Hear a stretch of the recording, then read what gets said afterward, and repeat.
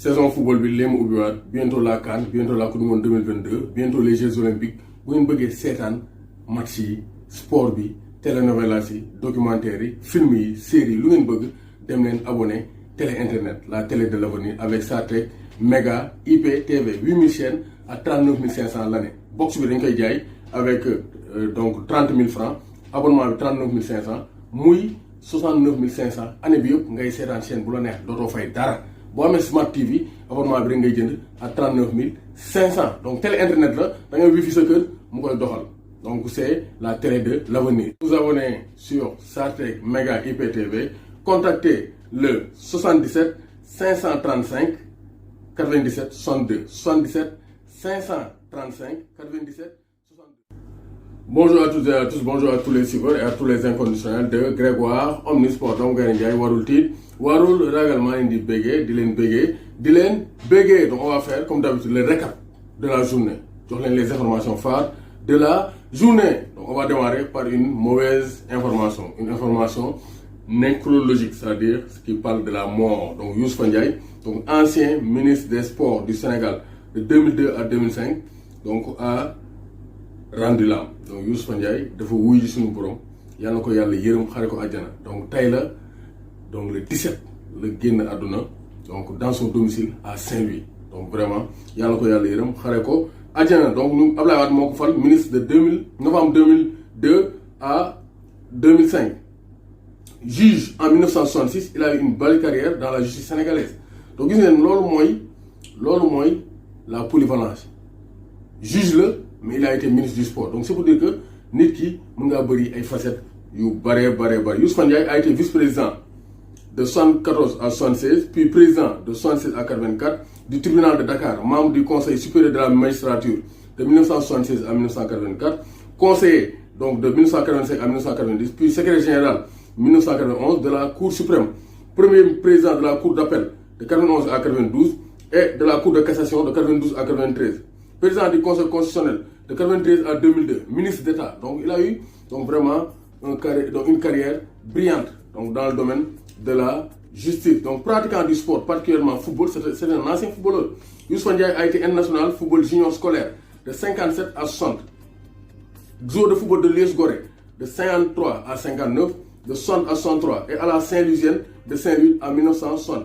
Il a également remporté une médaille d'or lors des Jeux de l'amitié de Dakar en 1963 et fut arbitre au tribunal arbitral du sport au TAS. Donc Youssoupha Ndiaye vraiment c'est un homme de sport, c'est un homme de loi. Donc rien à dire. ñu koy ñaanal yàlla na ko yàlla xare àjjana. Donc ça c'est très clair. Il est connu aussi dans l'athlétisme. Il a été membre du comité international olympique CIO de 2002 à 2008, président de la commission d'éthique de 2007 à 2015 et donc puis président élu de la session donc par la session de la commission d'éthique de 2015 à 2017. Ensuite membre de la commission juridique. Donc vraiment day wane ne les Sénégalais savent diriger. Les Sénégalais ont longtemps étaient des hommes de sport. Moo tax ñi fi nekk nii ñi yor héritage ministère des sports wala président de la fédération dañoo war a xool ci anciens yi parce que ñooñu ñii sont des hommes de valeur, sont des hommes qui ont fait des résultats. Moo tax ku defu résultat da nga war a dem sa yoon xaar ku dégg série pré-saison bi Alfred Gomis encaissé na 3 buts en 45 minutes. Donc Alfred Gomis loolu mooy problème c'est un excellent gardien mais des fois il encaisse trop de buts face au Standard de Liège. Donc 3 buts la encaissé. Donc vraiment c'est trop pour Alfred Gomis. Donc vraiment donc bu sañoon mu gën di donc góorgóorlu pour bañ di enquête def ay clean sheet comme Edouard Mendy. Donc nul 3 buts partout. Fodé Ballo-Touré arrive à la Madonnina foofu mooy Milan pour mën a réaliser sa visite médicale. Donc visite médicale donc lay def foofu dañ ko reporter nag donc signature dañ ko reporter mais il va passer sa visite médicale et donc vraiment signer au Milan AC, c'est clair. Ballo-Touré va jouer en Italie parce que il peut être titulaire. Parce que Théo Hernandez ba léegi Paris mu koy woo te Théo Hernandez bu ñëwee Paris il a beaucoup plus de chances de jouer en équipe de France pour la Coupe du Monde 2022.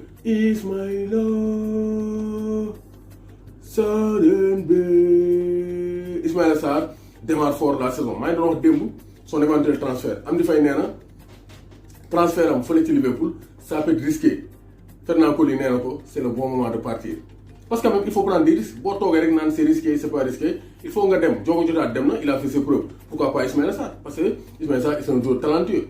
il est temps que war naa mën a dem Liverpool même si mën naa defaat saison Watford mais war naa mën a dem Liverpool ñàkkante ko parce que au niveau bi il faut gérer au niveau bi xeex la boo xeexul doo fa am sa place donc en tout cas il a bien démarré la saison contre Colchester United donc Watford moo dóor Ismaïla Sarr a été buteur donc Ismaïla Sarr a été buteur lors de la victoire de Watford donc contre une équipe de 4e division mooy Ligue 2 donc vraiment une très bonne nouvelle. Ismaïla Sarr démarre en trombe la saison comme il l'avait terminé l'année dernière, 13 buts et 4 passes décisives. Auteur d'une super passe décisive, Sabaly démarre fort aussi avec le Betis Séville. Donc il a joué son premier match sous le maillot vert et blanc des Sévillans, des Andalous de Betis Séville. Il a donné une passe décisive pour une victoire 4 buts à 0. Youssouf Sabaly mooy Sabaly Cindi donc Cindi neex na ça c'est très clair. Donc gis nañu aussi fii Sénégal ça va se jouer à fond les places pour la coupe de la CAF parce que c'est clair que actuellement Teungueth FC jël na championnat bi mais aussi pour la relégation donc on attend donc le verdict donc ça c'est très clair. Donc 2 joueurs de la Linguère rejoignent Guignon mooy Mohamed Diallo ak Mohamed Rassoul Ba. Donc Gianni Infantino président de la FIFA mu félicité Teungueth FC pour leur sacre en première division sénégalaise donc loolu la wax donc nee je félicite Teungueth FC pour leur beau travail. Au nom de la communauté internationale, je saisis enfin cette occasion pour remercier vous et votre fédération donc pour votre contribution au développement et à la prospérité du football au Sénégal. Donc loolu la bindal waa Teungueth FC, ça c'est très clair. Donc Babacar Ndiaye aussi d'accord nañ ko parce que c'est le premier président qui a donné à Teungueth FC son premier titre de champion du Sénégal kooku war nañ koo sàggal. moo tax Babacar Ndiaye il a été décoré par le comité des supporters de Teungueth FC. Donc Landing Sagna donc rejoint Bourg Foot. Donc Landing Sagna aussi rejoint donc le club de National fële ca France donc autour de 4 buts en championnat. Toutefois la durée de son contrat n'a pas été révélée donc loolu waxuñu ko fa mais quand même il a réussi à signer un contrat professionnel donc ça c'est très clair. Donc gis nañ ne Ismaïla Sarr foofu laa doon Ismaïla Sarr doit-il partir? Ismaïla Sarr doit-il rester? En tout cas donc ça chauffe du côté de Ismaïla Sarr parce que actuellement il est visé par Liverpool bàyyiwuñ ko parce que Liverpool xam nañ ne Ismaïla Sarr c'est un joueur de classe mondiale actuellement war naa mën a renforcer seen attaque bi gis nañ ne Diogo Jota Sadio Mané Firmino Salah ça ne suffit pas pour jouer en Premier League en Ligue des Champions donc ils envisagent de se renforcer. Ismaïla Sarr doit-il rejoindre Liverpool wala dafa war a defaat benn saison Watford gën a confirmer en Premier League avant d'aller dans un grand club. En tout cas les avis sont partagés. Fernand Coly nee na c'est le bon moment de partir. Amdi Faye nee na ko ça serait un peu risqué mais pour moi Ismaïla Sarr peut faire le grand bond. Pour moi Ismaïla Sarr war naa mën a dem gérer donc vraiment ce championnat ou bien cette équipe de Liverpool parce que ni fa ne ëpp luñu ko dara ay Diogo Jota ay moromam lañ war naa mën a concurrence ak ñoom parce que le haut niveau il faut savoir saisir sa chance et se battre. Donc Ismaïla Sarr est bien visé par Liverpool bi pare pour teg taw bi 30 milliards de francs CFA pour mën a recruter Ismaïla Sarr lui qui a été pour l'instant le plus gros transfert donc de Metz avec 17 millions d'euros de Metz à Rennes. En tout cas Ismaïla Sarr il est bien suivi par Liverpool donc ça c'est très clair. Donc Moussa Ndiaye en repli. Moussa Ndiaye après les tests PCR tests Covid donc reprendre na pas avec la juvénile A mais avec Barça B mooy équipe B au Barça bi donc Moussa Ndiaye fa la nekk donc yéegal nañ ko niveau donc Moussa Ndiaye il a démarré les entraînements avec le Barça B moom nag dafa war a toog Barça B wala dafa war a ñaan prêt pour mën a dem ci club yu ndaw Liga yi pour mën a am temps de jeu. En tout cas loolu aussi ce sont des pistes à voir mais on va voir quel choix va faire Moussa Ndiaye pour la nouvelle saison. Donc ça c'est très clair. Donc gis nañu aussi donc Koulibaly Luciano Spalletti ancien entraîneur de la Roma wax na nee na Koulibaly tous les entraîneurs rêvent de Koulibaly. En tout cas donc c'est un joueur que tout le monde suit mais c'est un grand leader et Napoli parewuñ pour bàyyi un joueur comme donc Kalidou Koulibaly. Donc ça c'est très clair. En tout cas loolu la ñu wax moom li mu wax noonu ça veut dire que Koulibaly Naples parewuñ pour bàyyi ko mais Koulibaly c'est à lui d'aller au bras de fer jéem a dem ci benn club su bëggee gagné ay titres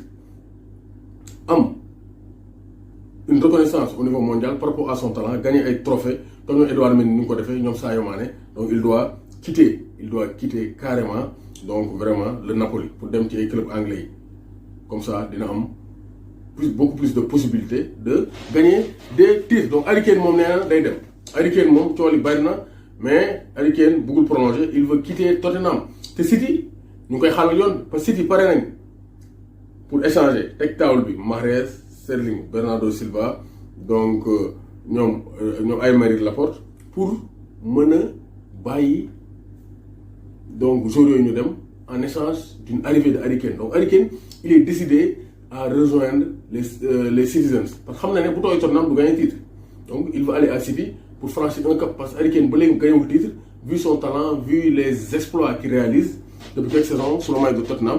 Harry Kane mérite vraiment un meilleur traitement te loolu bu ko bëggee am il faut mu quitter les Spurs de Tottenham moo tax City pare nañ ko xaaral ko yoon bi Sterling teg nañ ko ci balance bi Mahrez, Bernardo Silva, Aymeric Laporte, Gabriel Jesus 5 joueurs yooyu donc pare nañ pour joxe ko teg xaalis pour mën a am Harry Kane. Jack Grealish aussi donc il est annoncé du côté de City donc City doublette boobu lañ bëgg a jënd Jack Grealish ak kii di donc Harry Kane ou bien Harry Kane le capitaine de l'équipe nationale d'Angleterre donc Diao Baldé Keita aussi dossier mu ngi avancé réunion am na agent mu wax na agent am nee na Simone aime beaucoup Diao Baldé Keita mais Diao Baldé day xaar xool les éventuels départs parce que foofu am ñu dem pour Diao Baldé Keita mën a ñëw donc ñuy xool ñu ngi naan l'avenir de Diao Baldé Keita serait lié à l'avenir de Lukaku peut-être Lukaku mën naa quitter Lautaro des comme ça Diao Baldé mën na ñëw parce que foog gars yi jaay pour mën a jënd mais en tout cas c'est en bonne voie le retour en Italie de Diao Baldé Keita parce que italien yi bëgg nañ ko Simone Inzaghi bëgg na ko te miin na championnat Italie donc moo tax Diao Baldé Keita chaque jour on va vous donner les développements moo tax Diao Baldé Keita deuxième dañ koy suivre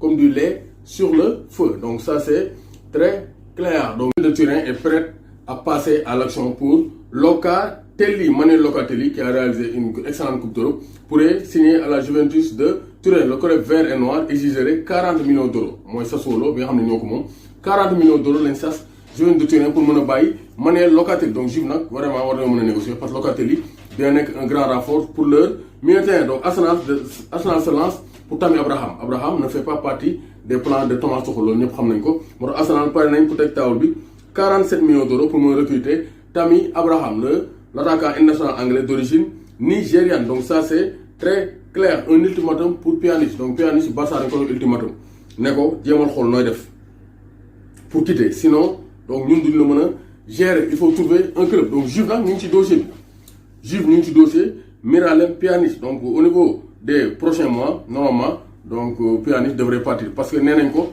boo toogee aussi doo am temps de jeu donc commande nee na ko je ne compte pas sur toi foo xam jëmal boo gisee guro yéyal donc ça c'est très clair. Donc gis nañu aussi Mbappé attend le Real Madrid donc Mbappé moom loolu mooy coow li Mohamed Eni génn na ne Mbappé va signer au Real Madrid ba Mundo Deportivo les médias espagnols relayé ko mais en tout cas Mbappé affaire am leeru parce que contrat am day yéex juin 2022 dans un an mais Mbappé moom ba léegi waxul prolongation donc c'est pour dire que Mbappé attendrait un signe du Real Madrid pour enclencher un bras de fer ou bien pour mu leer ko ne il va quitter le Paris Saint-Germain tranquillement pour rejoindre le Real Madrid. Donc ça c'est très clair. Direction l'Italie pour Mauro Icardi. Le séjour de Mauro Icardi pourrait toucher à sa fin. Selon le site Full Mercato, l'ancien joueur de l'Inter a des touches avec la Juventus de Turin de Massimiliano Allegri. Donc ça c'est très clair. Donc Icardi, qui n'est pas pour l'instant incontournable du côté du Paris Saint-Germain, pourrait aller voir ailleurs, surtout un retour en Italie. Donc ça c'est très clair. Donc Bouna Sarr a été capitaine du Bayern de Munich. Donc tey match amical woon Bayern Cologne. Bouna Sarr a été capitaine du Bayern de Munich. Donc ça montre que peut-être que Nagelsmann compte sur Bouna Sarr et compte conserver donc le joueur franco-guinéo-sénégalais ou bien franco-sénégalo-guinéen.